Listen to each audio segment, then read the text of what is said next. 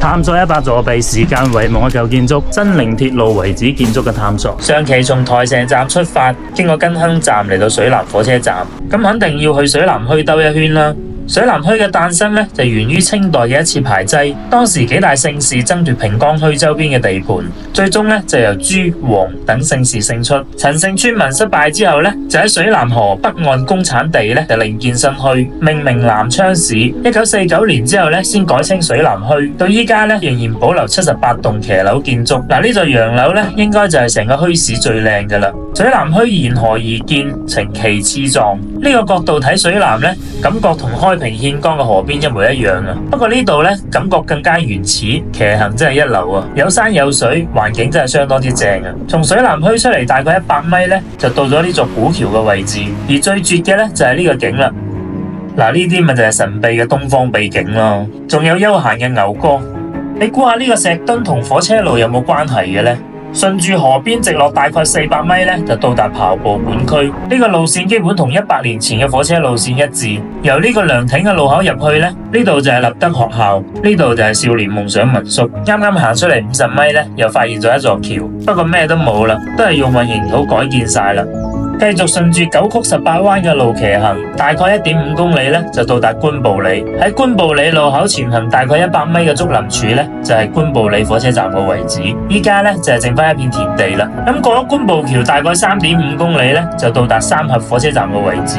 咁猜測呢，就設喺三峽橋頭站呢個位置，遺址呢，都變咗一片田地啦。依家睇嚟呢，第3期鐵路沿線嘅墟鎮呢，都好值得一遊啊，都好有歷史嘅厚重感啊。好啦，入去三峽墟兜個圈先。